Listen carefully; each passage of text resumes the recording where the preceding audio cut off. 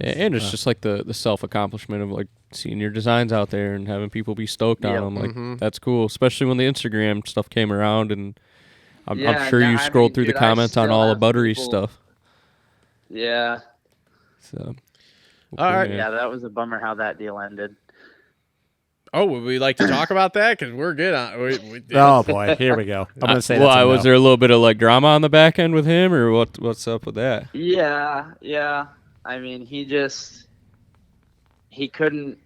have the balls to call me or tell me. Oh. Like so when Alias shut down in 2018, it was supposed to be temporary, and I was gonna bring it back, like on the basis that Buttery was still gonna be with us because we lost the Geico team to Shift, and so I really had no one to promote the stuff, which I don't even know that I would have needed it, but I just kind of wanted that safety. You know, I had never, like, I was actually going to be running the business at that point, and I was super young. I think I was only like 23 at the time.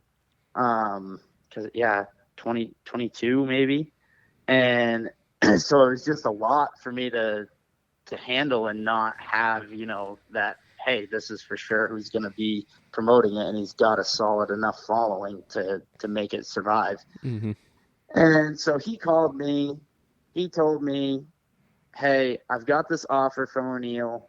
They're going to pay me, like, I think it was like $10K. I was like, he's like, but if you guys are for sure coming back, like, I'm Alias for life. You guys were my first sponsor that gave me free stuff. Like, I won't go anywhere. And I was like, no, like, we're coming back 100%. Like, I'm like, I mean, if you have to take it, then, like, that sucks. But, like, I'm like, he's like, no. He's like, if you guys are coming back, I'm Alias for life. And I was like, okay. I was like, I promise you. I was like, dude, I'll get you samples sent out ASAP if you're, like, running low on gear. Because I made sure that he had, like, probably 30 sets that year. Like, he had a lot. And that's when we were working on a Buttery LE with him. Yeah, I remember his with the designer. pocket and shit. Yep. It was pretty sick. That kid did some good work, Everett. But yeah, and then literally, like, I don't know if it was a week later or 2 weeks later. So I'm thinking, like, in my head, I'm like, all right, we're good. And I was on the phone, like, with my guy that we were going to use for manufacturing to make sure that we could get him some stuff. And then all of a sudden I see him wearing this all black O'Neill kit on Instagram, and I'm like, but he just posted a story. He didn't tag them or anything. I'm like, all right, whatever. Like, he just needed some gear, like, not a big deal. But then the next day, so, like, I don't even think I said anything to him. I was just like, all right, like, whatever. It's all blacked out. Like, you could barely even see the logos. And then the next day, he's wearing this bright neon kit, and he tags him. He's like, so stoked to be part of the O'Neill family. And I was like, I replied to his story. I was like, dude, what's going on? Like, what's with O'Neill? And he reads it and doesn't respond.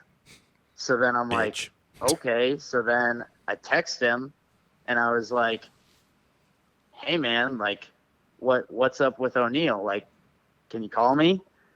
No response. So then the next day, I tried giving him a call to see if he would pick up. Won't pick up the phone. So then I'm just like, all right, cool. So I just went on his Instagram, saw people were commenting. Like, one person said, what happened with Alias? And I said, good question. Yes. Yep. Savagery. And I think that was it. And I was just like, whatever. And then I was pissed. And then I'm buddies with Dean Wilson. Dino happened to sign with O'Neill that year. He posts on his Instagram. It was the year that he was, like, privateer Husky. And so I did all of his merch that year and designed, like, his team look, except for his graphics. Because he had already made a deal before my company launched. Or that might have even been the year before. But that's besides the point. Yeah. I commented on Dean's post saying lit kit with a fire emoji and Buttery replies to my comment and says, "Funny how you say this on his post, but you talk shit about O'Neal on mine." And I was like, I lost it. I was like, dude, first of all, I have nothing against O'Neal. Like, I have not said anything bad about O'Neal.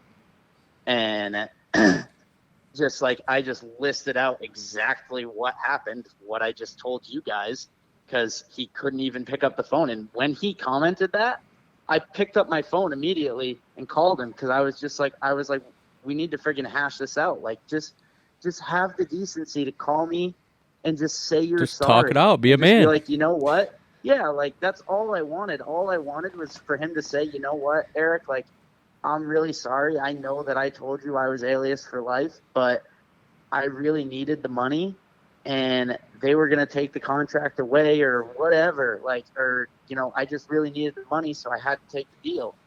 And that's all he had to tell me. I would have been like, damn, that really sucks, but, like, I get it. You have to eat. You have to survive. You have to live.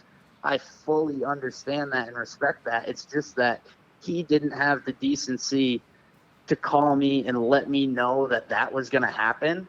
I had to find out by him posting it on Instagram.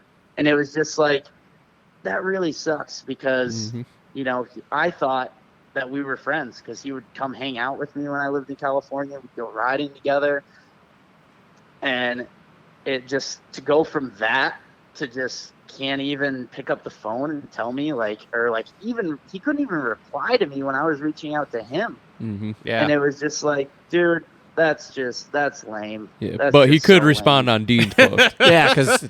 Yeah, but then he responds and wants to talk shit to me on Dean's and try to make me look bad. I'm like, dude, literally all you had to do was pick up the phone. Yeah. Even today, if he picked up the phone and said, hey, dude, I'm sorry, I should have told you, like, are we cool? I'd be like, yes, like, I don't care. I'm not going to hold on to that forever. But, like, you got to have respect in this industry. And just no one does. Not no one, but not a lot of people have that respect and can do that.